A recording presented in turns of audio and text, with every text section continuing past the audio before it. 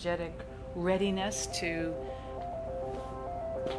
be in a space of loving ourselves more. That light always loves me. You're not recording me yet, are you? You always say that. Like, I'm like, you're not, are you? And you're like, yeah, I am.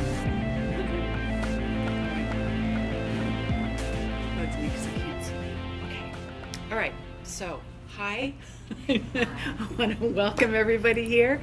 I'm really looking forward to this presentation. You know, a lot of times my presentations are about, how to let go of heaviness, and then feel better, so I'm always running this gamut from letting go of what doesn't feel good to, feeling better. And this time we're not going to talk a whole lot about letting go of what doesn't feel good. We're going to do that a little bit, but mostly it's focused on the wondrousness, really, I think, of loving ourselves and how essential it is. So I'm going to start with this. Love yourself at the beach. I just came back from the beach. Of all the people in all the world, not a single one of them is more precious, loved, and deserving than you. Nobody, right? I think that's a nice way to start. Why don't we love ourselves more? This is the question that I want to pose, or am posing, obviously. And as I was looking for a picture for it, because I love to bring color into my presentations, so I'm looking for a picture for it, and I find this one, which she's holding the sun in her hand, and I'm like, oh my God, that's perfect, and you'll understand a little bit later why it's so perfect. But I just fell in love with it, and so I looked her up. Her name's Rita Lloyd, and I really emphasize this. Her site is nurturingart.com. And she's someone who's gone through, she was physically ill, I think, and has gone through, this really powerful healing process. She's an artist, and her whole site and all her work, all her art is about self-love. And it's just beautiful. It's just bright and wondrous. And she's got a deck of cards, for the tarot cards or the, inspirational cards. And each one has one of her paintings with a different quote on the back of it. So I was really delighted to find this in her, and so I wrote to her. So I'm excited to see what will happen. But why don't we love ourselves more? Right? It occurs to me, after having been a therapist now for a very long time and worked with a huge number of people, adults and children, that it's almost like a pandemic that people don't feel good about themselves, right? Like, we have these negative beliefs about ourselves. We get upset with ourselves. We get angry at ourselves. Sometimes it gets even more uncomfortable than that. And I've started to say that sometimes what's happening is that we're really kind of self-abusive. And I don't think we think of it that way, but when we have these negative self-statements, we say things to ourselves sometimes that nobody else would ever say to us. So sometimes we can be meaner to ourselves than anybody else ever is. And it's like, well, why is that really? And I don't know that I have an answer for that, but I do know that it's really essential to shift that. And so as I thought about the title for this, Loving Ourselves into a Bright Future, part of my awareness is, and part of the awareness that I really want to impart with everybody here, is that to have bright lives, we need to have brightness inside. Right? So that sun that she's carrying in her hands, we need to have that sunlight inside of us. And the more we have that sunlight inside of us, and we walk around and we feel the sun radiating, this warmth, this love, this brightness radiating from within us, then the more we're going to see radiating love and lightness and joy in our lives. Right? They're mirrors of each other. They go hand in hand. And so it's not just, we've heard for a long time that it's really important to love yourself, and you have to love yourself before you can really love somebody else. It's like, yes, those things are true, but they're kind of up on the surface. And what I'm aware of we need is a transformation within us so that our relationship to ourself and to all the parts of ourself is one that's filled with love. Love and confidence, right? And joy, and and a wonderful ability to relate. And if we don't have a good ability to relate with ourselves, it's going to be harder to relate with other people. So this mirroring is something that's really essential to our well-being. I thought, again, I like color and I like images. So this is an image that I borrowed from Pao Chang. And this particular image came from the website Mind Unleashed. They do a lot of articles about wellness and holistic health and spirituality. And so here we have an image of an aura where someone is in a flow state, right? So within themselves, they're feeling this brightness. This happens to have a lot of yellow in it, doesn't necessarily have to, but that sort of fits well with my image of the sun inside. So there's a lot of flow, and in the aura, for people who can see auras, and I can a little bit, I guess, but not a lot generally, but when you can see them, you know, a person who's in a really balanced state has a really beautiful flow to their field, and their field is whole. There's not holes in it over here, there's not dark little spots down here. It's just really this beautiful light vibrancy. So energetically, that's what, when we're feeling our best, we think about the days that they've been our best days, you know, when we've felt the brightest and the lightest. Our energy field, which goes out, for those of you who don't know, it generally goes out about our arm's width around us, right? All the way around us. So that energy field is really big and strong and glowing. When we're not feeling good, or when we're feeling down on ourselves, or we're not loving ourselves, then we've got a disruption in the flow of energy. And so that disruption looks like all kinds of things. There's it's like there's swirls, there's dark, you can see dark energy here. None of this energy is light and bright. It's not full, it's got spaces here. It's kind of whirling around itself instead of flowing and supporting all of us, right? So we want to move from this state, of course, into this state, right? That's kind of how it looks energetically. So if you have this image of what it looks like when you're in a really good, balanced, self-loving place, then it's easier to bring yourself into that space, right? Okay. So here's another analogy. Well, I have two analogies I'm presenting tonight. So this is one of my favorite analogies. I was saying earlier that the beginning of last year I was kind of sick, and I learned a whole lot of things about stuff called biofilm and fibrin and all kinds of wild, strange things, and bacteria. I learned a lot about the microbiome in the gut and the difference between healthy bacteria and the bad bacteria, right? So one of the things that when I learned that, I just really realized how it affects us in so many, many different ways, in really profound ways. But the thing that I want to show you is that friendly bacteria create a loving, like they're cleaning here, you know, like they're scrubbing up, that's what they're doing. But friendly bacteria create a really beautiful environment, right? So self-love creates a really beautiful environment inside of us. So there's a direct correlation, you might say, between healthy, friendly bacteria and self-love. And that creates this beautiful inner environment where we thrive at all levels. If we've got some nasty bacteria inside of us, that keeps us actually from thriving emotionally and psychologically, physically, in all kinds of ways. So one of the things about bad bacteria is that bad bacteria create, they destroy environment. And so they turn a nice, beautiful environment into something that loses its color, it's dark, it's ugly, it's just, you know, things aren't growing very well, right? So you can think of that, you know, when we feel like or when we're down on ourselves, or when we're upset with ourselves, that it's like the bad bacteria, and the environment inside is like that bad bacteria environment, right? So it doesn't support us in any way.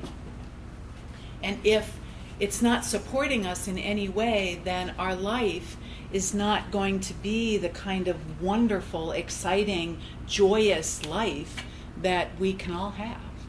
Okay? So maybe you'll remember good and bacteria for a long time. There's a lot more I like to talk about them but that's all I'm going to say right now. So I really liked this quote, so I have a couple quotes in here. This one, self-care is never a selfish act. And one of the reasons I put this quote in here is because, as most of you know, most women have been taught, and hopefully not the two of you, but most women have been taught in one way or another, or 10 or 100 ways, that to love ourselves and to take care of ourselves is selfish. And we are not supposed to be selfish. I can't tell you how many times people still come in to my office and we'll talk about something that they can do for themselves, and it's like, that makes me feel really selfish. That makes me feel bad. Like, I want to do that, but it makes me feel bad. And so it surprises me how entrenched this belief is, or this programming, I think, particularly in women. I think men probably have their own version of it, but this whole thing about selfishness is something that controls women, and I think in many ways keeps us feeling small. It keeps us feeling small and unworthy, and it keeps us from looking at ourselves and taking care of ourselves, because then we sacrifice ourselves to everybody else's well-being, right? But that doesn't work very well for us, particularly in the long run. So, self-care is never a selfish act. It is simply good stewardship of the only gift I have. The only gift I have, the gift I was put on earth to offer to others, right? The gift of myself, whatever that is, or the gifts of myself. All right, so another way of talking about what I'm saying is to say that the capacity to be radiantly alive, that's one of my phrases. I just think that for myself, that's a goal. Like, I want to live in the world feeling radiantly alive, energized and radiantly alive. So the capacity to be radiantly alive flowers as our willingness to love ourselves grows. Through this, we step into the truth of our own beings, our true and divine selves, and our lives become brighter and brighter. And then here's another quote. When you adopt the viewpoint, well, that's me, I said that, but this quote, when you adopt the viewpoint that there is nothing that exists that is not part of you, there is no one who exists that is not part of you, and that any judgment you make is a self-judgment, that any criticism you level is a self-criticism, you will wisely extend to yourself an unconditional love that will be the light of the world. Right? So there's a whole body of work known as nonviolent communication. Some of you may have heard of nonviolent communication. People get together in groups to practice how to talk with each other in ways that are not blaming. It turns out that a lot of our relationships end up being about blaming each other and stepping out of that blame game into a recognition of empathy, when we step out of that blame game, we can step into mutual empathy. And when we can step into mutual empathy, then our relationships can continue to flower and grow. But they don't when we're blaming. Nothing really actually grows. So if I'm blaming somebody else because they did something that upset me, and it's their fault I'm upset, then I'm like, from that perspective, I am not in a position to be able to resolve that in that relationship. Like, from my perspective, if I'm blaming somebody else, the only resolution is that they agree with me, that yes, they did hurt me and it is their fault. And if they then humbly accept that, then everything's fine. But that's not really how things work, right? So if I can stay in an empathic place and connect with the other person empathically, here's what my needs are, I'm wondering what your needs are, let's talk about what happened, and how can we shift what happened so that it feels good for both of us, then we're going to be able to grow our relationship, right? And so that recognizing that any criticism is self-criticism, any criticism out there is really criticism of ourselves, any judgment of somebody else is really a judgment of ourselves, is one way of saying that if we're not going to be judgmental of somebody else without being judgmental of ourselves. And it's living in that environment that creates just a lot of pain. So I'm going to shift just a little bit here and talk about some things that, some different kinds of things that can really help restore self-love. So the first one I'm starting with is herbs and aromatherapy. And so I have some different categories to decrease anxiety. There are a number of herbs that decrease anxiety.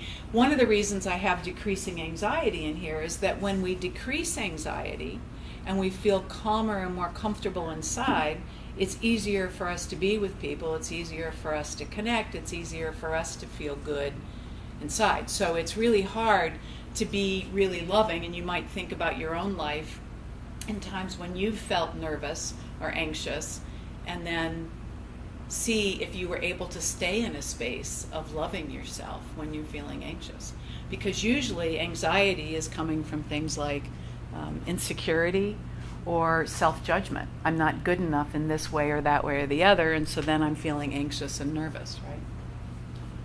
So increasing energy always helps, unless we're manicky, of course, but increasing energy. So a number of different things that help increase energy. And the more energy we have, the more vitality we have. The more vitality we have, the easier it is to feel good about ourselves, right? Awaken love. This was, it was kind of fun to find some of these things out. So an African violet, when burned, now, we don't generally burn African violets, but I think, well, we do burn sage, so maybe it's kind of like sage. We do the same thing. But anyway, you burn it, it enhances love and harmony in your own heart. And so there are other things, and I didn't write down what everything did, but fennel, so I have some fennel here, elder, gardenia, I have some rose gardenia here, I have some lavender here, lemon, melissa, I have some melissa here, I have some rose here, and strawberry and chocolate. And now I'm going to forget, but as I was reading, there's something about that combination of strawberry and chocolate that makes you feel more powerful. I think that's what they were like, that's really cool. So, and then increasing self-confidence. So self-confidence is another part of self-love, right? Right? We were clear about that.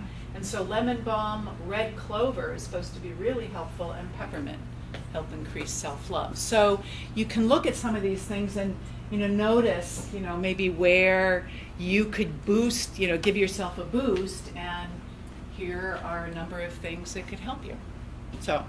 So that is herbs and aromatherapy, and afterwards you can come down and you can put some of any one on you want, or just smell them or whatever. The next one, the others that I brought, are crystals for self-love. And so I went through and I found there are a number of crystals that the meanings or the energies of them help us increase our feeling of love, and for ourselves and for others. But what I did was focus on just a number of them, and ones that I happen to have in my own possession, so that you could actually feel them if you wanted to come down and feel the energy of, or hold them, or look at them, or pass them around. So things like amethyst. I'm not going to do a teaching about this. I'm guessing that most people know what most of these are. Maybe I will. So this is amethyst.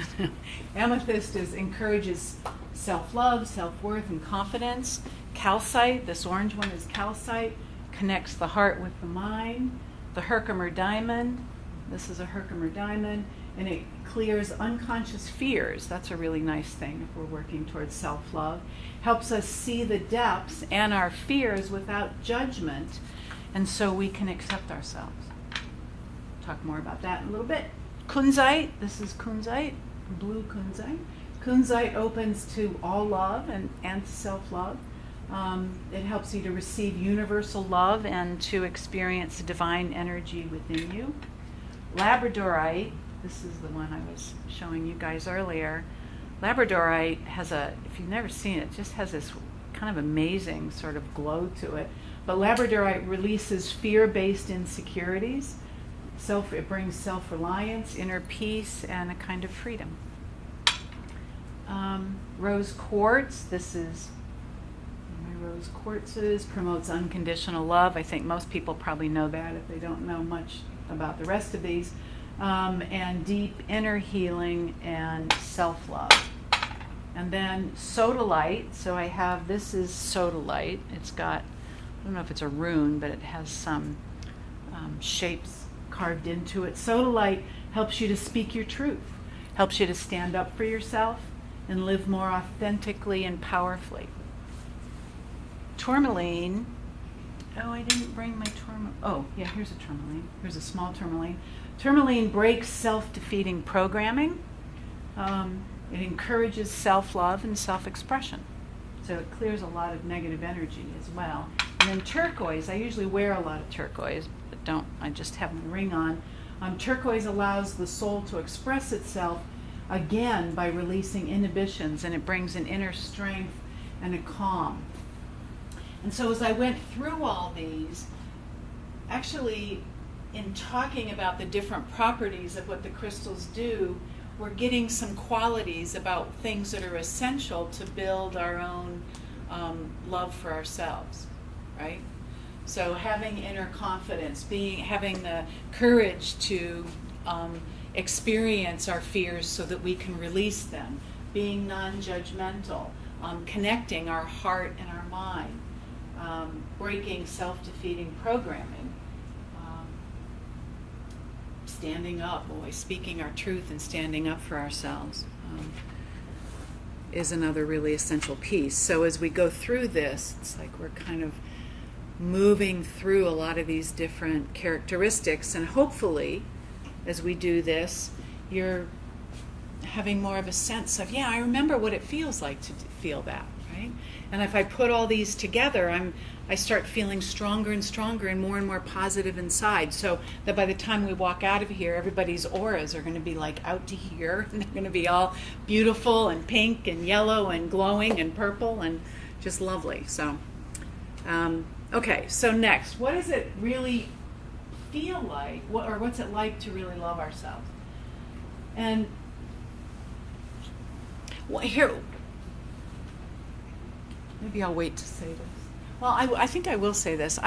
Some of you know, or many of you know, that I do something called energy psychology or tapping. And I've been doing tapping for a really long time, been teaching it and training it and doing it myself, like all the time for a long time.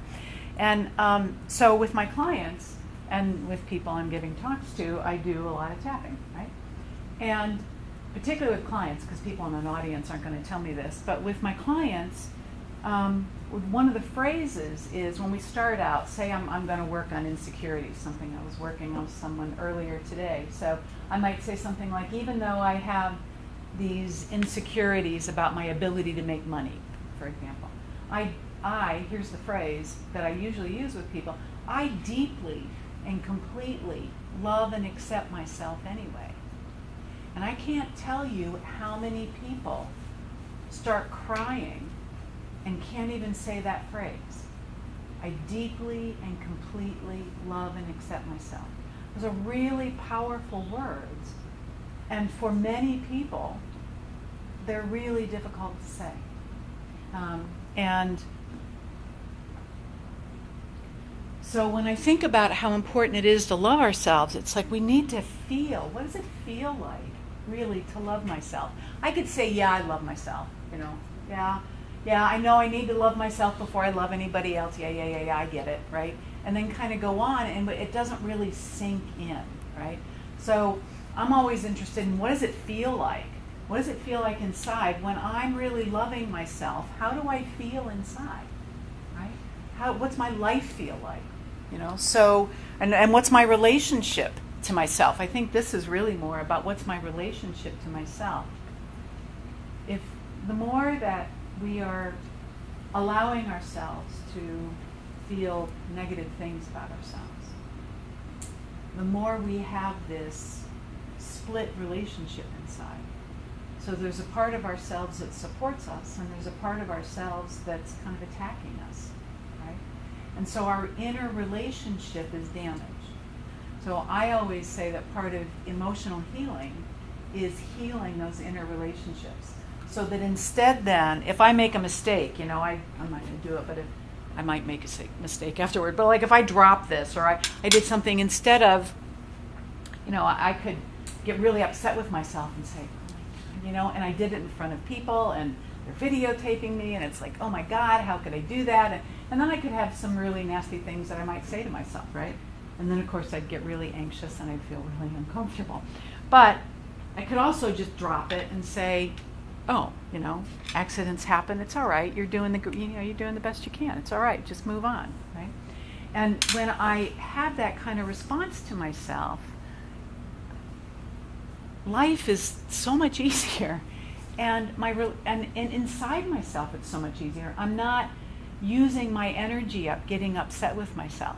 If you've ever been in an argument or been upset with somebody, it takes all this energy, right? You just get, the anger, you build up all this anger, and then you release, you vent the anger, and then you feel kind of worn out and worn down, and then you kind of have to build yourself back up again, right? It's like, I got to get my energy back up again, right? I got to get grounded, I got to get centered again, and like dust myself off, and it's like, okay, I'm all right, I can be okay, I can go out and face the world again.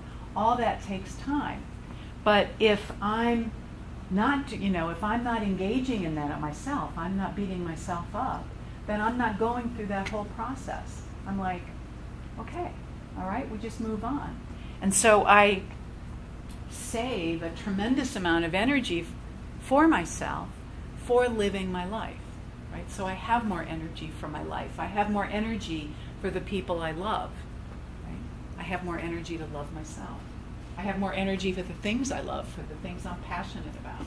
So that relationship with ourselves includes things like we cheer ourselves on, right? We forgive ourselves for mistakes, for being judgmental. So one of the practices, I'll say a little bit more about this in a minute, but one of the practices that I do is a forgiveness practice where when I notice that I've had a judgment against myself or against somebody else, I will say this forgiveness thing. It's like, oh, I'm sorry, I'm sorry, I love you, please forgive me, thank you. And because I realize that every time I go into a place of judgment, then I'm turning my inner environment into that, I'm bringing that bad bacteria energy into my inner environment, and I don't want to do that, right? So I forgive myself. We feel good in our bodies.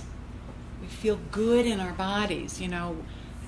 Women, girls are so often taught they're supposed to look a certain way, they're supposed to act a certain way, they're supposed to dress a certain way. And so then we end up focusing on our appearances, not so much about how we feel inside.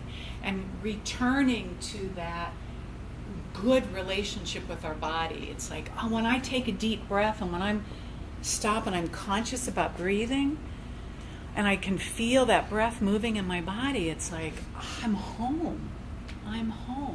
And to have that relationship with me and my body and all its, particular little characteristics, and feel like I'm so comfortable and I feel so good at home in my body is something that is really important. So we feel good in our bodies. We trust ourselves and our own perspectives, right? I trust myself. If this is what I'm perceiving, I'm going to trust that I'm perceiving. I don't have to ask somebody else. If somebody else tells me I'm wrong, I don't collapse because somebody else told me I'm wrong. I've got this strength inside of myself. We feel more at ease in the world and with others. We stop comparing ourselves. And believing in ourselves more, we take healthy risks and we make better choices. So all of those are parts of our relationship with ourself. The more we let this love of ourself grow and develop, like our own inner garden, right? So I wrote about the energetics of self-love. And these are a lot of these are energy words just to get a sense of what it feels like. I'm bringing in the aura and bringing in the chakras. So as we talk about some of these things, you might actually feel this and recognize that it's really your energy system that you are experiencing. So the energetics of love, we feel this open-hearted flow.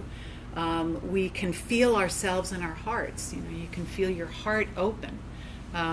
Sometimes as you feel your heart open, you can actually feel the energy of it begin to radiate outward too.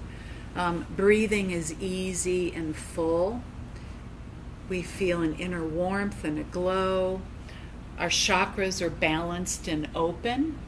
And I think the way we feel that is that one of the ways I would describe feeling that is that we feel centered and grounded in our body, and we feel this light kind of moving, when we stop to be conscious about it, this light moving up and down, this light axis in the center of us. And this energy, like if you can feel the energy in each one of the chakras if you slow down and put your awareness at each one of those chakras. And of course, me using my hands, you could do that to feel that energy as well.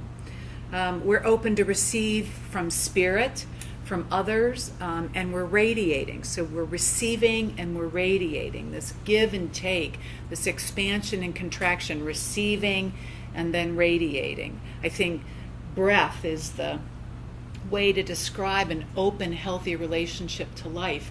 We breathe in and we radiate out. We contract and we expand, and everything is moving like this in all of life. A gut feeling of comfort, right? The second brain down here in our gut. Feeling of comfort, being at home within. Deep and profound well-being. Appreciation and acceptance for ourselves. And an inner aliveness, excitement and enthusiasm. Joy, even. So, as I was thinking about this and working on this, I thought there are a number of actions, really, that we can take to increase our ability to love ourselves. And so the first one is self-soothing. And I talk about this a lot. So developing the loving, divine mother voice, the divine spiritual voice, however we want to think of that, where we're just saying, it's okay. I got stuck. We're just saying, it's all right, honey. It's okay. It's all right. Instead of being like, oh my God, I can't believe I did that. It's like, no, it's okay. It's all right. All right. I know you're upset. I know you're feeling a little anxious. I feel you might be feeling a little nervous right now. It's all right. It's okay. And we don't, it's a lot of it's in the tone. You hear how my tone shifts. You don't have to use a lot of words to soothe yourself, really. It's just like this very calming, like, there, it's okay. It's all right. It's all right, honey. I started doing this, and I don't really have any of these in the presentation, but I'm almost always showing people these somatic or energy-based things that you can do to help yourself calm yourself. So this is one of them, since I started doing it as I was doing that. And you're actually placing both your hands on the high part of your high heart, what some people call your high heart, and then you tap your fingers on one side, one hand, and then on the other, and you go back and forth. And so this is like, many people have heard of a weighted blanket and how helpful a weighted blanket is. It's a little bit like a weighted blanket because you're putting some pressure on your chest. And then as you tap back and forth, it's helping the two sides of your brain begin to relax. So this is something that's really soothing. So as long as you're saying, it's all right, honey, it's okay, sweetheart, it's like, go ahead and do this. And that helps strengthen that feeling of self-soothing. So self-support, like being, like I said, we cheer ourselves on. It's like, you've got this, right? You can do this. This is going to feel so good. You become your own cheerleader instead of, oh no, it's like, I don't know. How am I going to do? I don't know if I can trust myself. I don't know. And it's like, no, you've got this. You've got this, honey. Self-acceptance. The self-acceptance, the phrase that I'm using here, I take from something in energy psychology that's known as a global reversal. And a global reversal is when somebody is really thrown off. Their whole energy system is they're like knocked out from underneath them. And so no matter where they look, whatever they think about is upsetting, right? So every part of their lives, it feels upsetting to them. So there's a certain thing that we do, and again, I often have people do this now, where we're repeating this phrase, with all my faults, weaknesses, and limitations, I deeply and completely love and accept myself. And with all my gifts, strengths, and abilities to love, I deeply and completely accept myself. And so acceptance is about not just accepting the things that, the sort of negative things, or the things that we felt badly about, but acceptance is also accepting our brilliance and our light and our ability to love. And so it's both sides of that spectrum. Full acceptance is accepting every part of us. Self-forgiveness, and I mentioned this a minute ago. I love you, I'm sorry, please forgive me, thank you.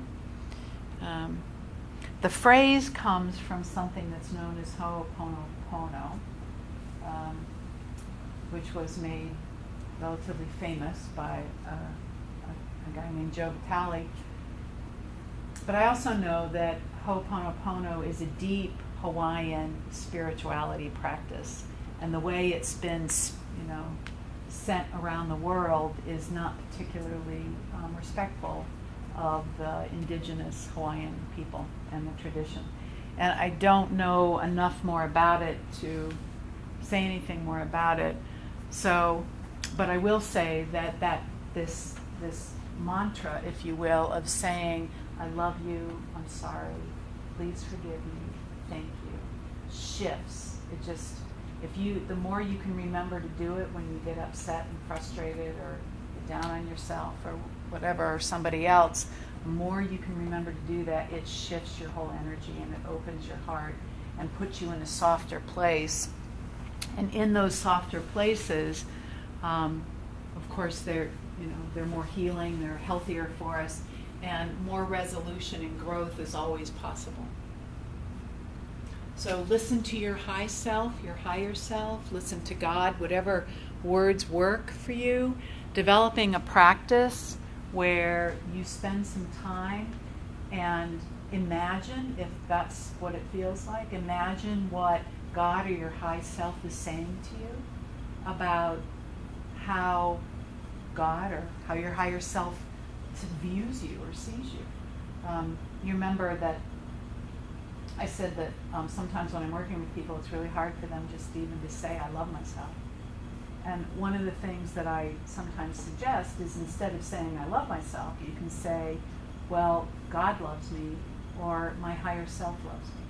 And I think people know that, even if we don't have a lot of clarity about what we mean by a higher self, it's like it makes sense that whatever is spiritual and divine is filled with unconditional love. And that is part of us. And so we can access that unconditional love. And one of the ways you can do this is just sit down and say, I'm going to, ask, what is it you want to share with me? What is it you want to say to me now? And just write down whatever comes.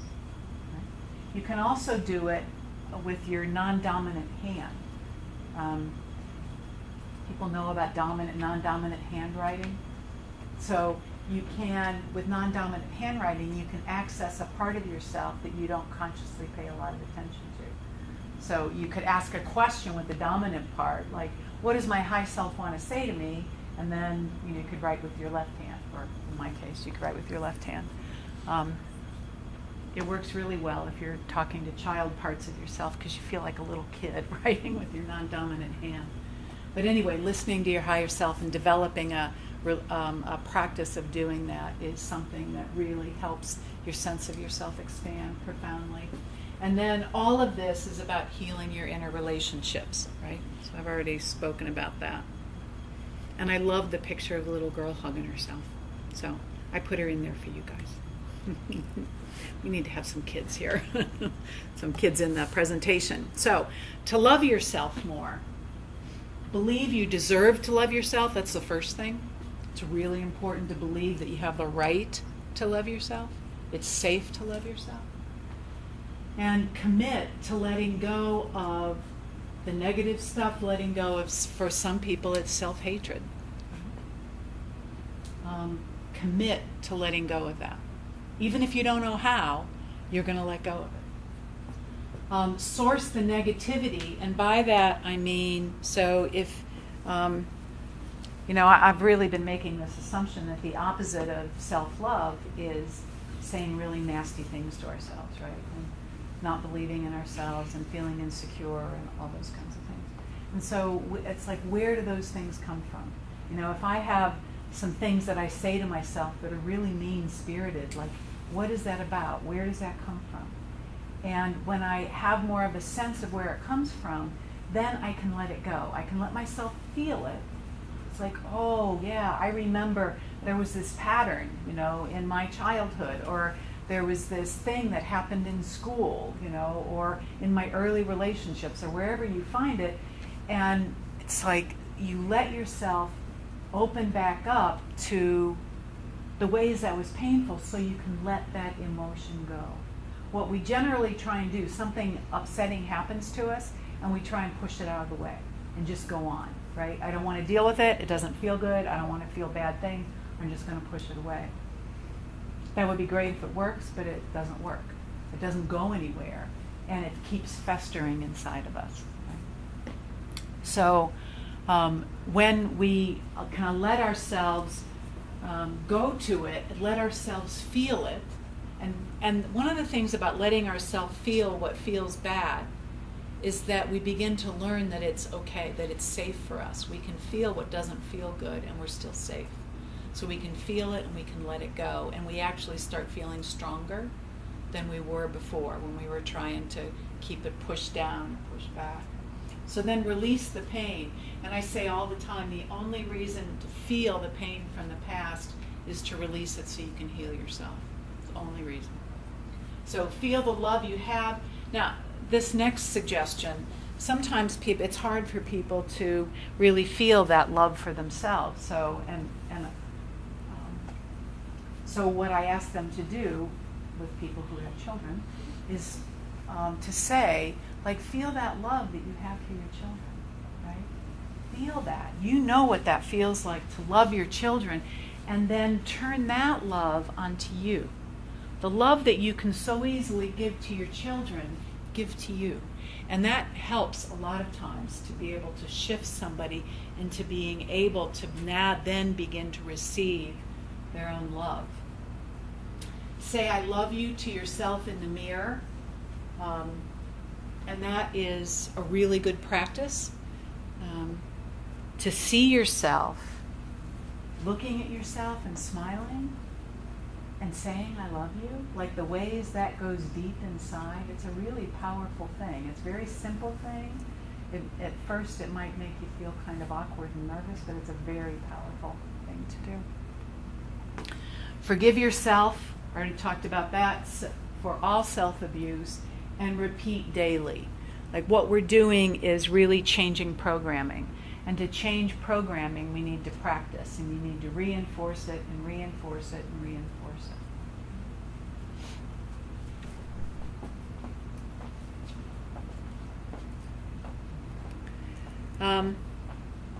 So I showed the picture of the woman holding the sun before.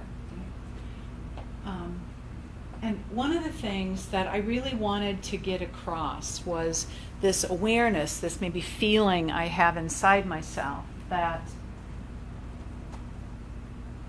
I'm not going to be able to experience brilliance and loveliness and wondrousness of life around me if I'm not also experiencing brilliance and loveliness and wondrousness inside me. So my inner sun has to be unblanketed, all this stuff that's covering it up. We all have this inner light. It doesn't die, it doesn't go anywhere. It's here, it's covered up by, the remnants of things that have hurt us and affected us. And so as we just keep taking it off and taking it off, this inner sun begins to shine more and more brightly. The more we love ourselves, this is a heart, of course, and so it's like the sun in the heart. The more our heart is lit up with that kind of love, the more we're able to feel this kind of joy in the world. So as inside, so outside. The inner and the outer are always mirroring each other. So oftentimes we've been taught that you can have a good life if you sacrifice. You can have a good life if you take care of everybody else and you follow your obligations, which of course are important. But it's not possible. I think what I just feel so strongly is that it's not possible to feel what's possible to feel in life without feeling it inside, about, and for our own selves. So that is my talk for tonight. Anybody have any questions or comments or? I have just a comment. Yeah. Like for my daughters, I know that as a teenage girl, with all of the things that they see, they're in the environment that they're growing up now, and the images on social media, and even seeing yourself objectively, it's easy to be critical when you're constantly bombarded of images. Like we didn't grow up with seeing images of our friends and of ourselves, and they tend to be critical of what they're wearing, where they're going, who they're hanging out with, and what others are doing. And so for me, because I don't have children to say, okay, I love my child that way, I have suggested them looking at a picture of themselves as a child and saying, would I be mean to this little girl who is me? Like, would I say, you're ugly, you're dumb, you're stupid, you're not good enough? And I just wondered Fantastic. if you could share some thoughts on that, or Yeah, if that's no, a good strategy for them.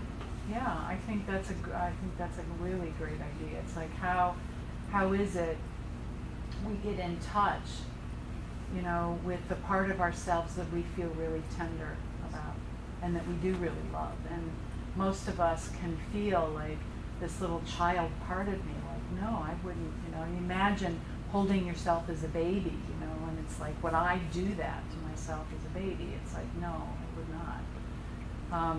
So I think that's a beautiful thing, really beautiful thing to do. I think it takes a lot of strength as teenagers to stand up and to create a really strong sense of yourself in the face of all this pressure. There's a tremendous amount of pressure. And yet, I just think the same kinds of things that I'm talking about, like knowing that we have the right to love ourselves, right? Knowing that that is our responsibility. It's not just that we have a right, it's our responsibility, right? It's our responsibility to ourselves, it's our responsibility to the people we love, it's our responsibility to the people we want to bring into our lives, to love ourselves. And no matter what anybody else is caught up in, I am going to do what it takes to really love myself. I'm going to do what it takes to feel good about me. And if these things don't make me feel good, then I'm going to, it's not so easy as to say I'm going to stop doing social media, right? Or I'm going to stop doing selfies, or it's like that's not how it works. So how do I do this and say, I take the importance out of it. I just take the importance out of it. Right? I'm important. This image of me, that's not important at all. Me, my heart, how I feel about me, that's what's important. And just keep reinforcing that. Keep forgiving yourself. Every time you find yourself getting caught up in that, keep encouraging yourself. That whole cheerleader thing. It's like, I am enough. I am good enough. I really feel. I want to say it's really important to me. I have an important perception that I've got that women and girls are often taught to believe that they're not enough. They're just not enough. And I discovered a number of years ago, when I started talking about this and thinking about it, that girls are often like, you're not supposed to be, it may be a little bit different now, but I don't know how much different it is. But when I was growing up, and a lot of other people I knew were growing up, it was like, you're not supposed to be too good. You're not supposed to be, you're not supposed to be too proud. You're not supposed to be too strong, too confident, right? She knows better, right? You both do. I know you do. Yeah. I met her and she said, I'm the confident one. And I'm the calm one. Right? So there are all these messages that girls get. And it really, I thought, oh my God, it's like that's how women begin to feel not good about themselves, because they're told they're too much. We are not too much. You are not too much. You are never too much. And being able to stand in that, this is how I want to feel. This is what I want to say. This is what I want to do. I don't care what you say or what you think. That is so important. It's so important because the energy, if you will, of this programming is just like, it comes at us from every direction. So, recognizing that that's what we're up against, it's like, I can be a strong girl, right? I can be a strong woman. That's going to be my goal. I'm going to be a strong woman.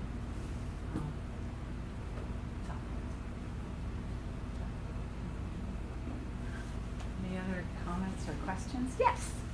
What's tapping? What's tapping? So tapping is, you saw me doing this, right? Have you seen that before? You haven't seen it before. So tapping is, have you ever heard of acupuncture or acupressure? Something like that. Okay. So it's a way of, say, acupressure is a way of tapping on a part of your body that helps you feel better. Okay? And there are different points in our body that help us feel better in different ways. And so tapping, the tapping I'm talking about, is a way of tapping on different, like these parts of our body, about things that we don't feel good about. So when we're feeling bad, like we're upset, something happened with somebody and we feel upset or frustrated or worried, we can just go through and we tap on these different points. These are the points that we tap on. And what happens is we start to feel better. Tapping helps us let go of the bad feelings and fill up again with the good feelings. Okay? Good question. Okay, all right. I want to let you know that we don't have a date for this yet, but in the fall, I'm going to be doing, my daughter and I are going to be doing a weekend retreat here, and it's possible that the focus of it is going to be on loving yourselves, and it's going to be a mother and daughter retreat. We are also in May, on the 19th of May, she and I are doing a day-long retreat. She's beginning to become a yoga teacher and is moving into yoga therapy, and we're combining doing yoga and the work, the meditation, and the tapping that I do, and we're focusing on helping people relieve stress. So we're doing that in May. Anybody who wants to be on the newsletter, who's not on my newsletter, just let me know. If you want to come down and make yourself smell really lovely and feel more love, come on down. And thanks everybody for being here. I just really enjoyed this, and I really enjoyed your presence.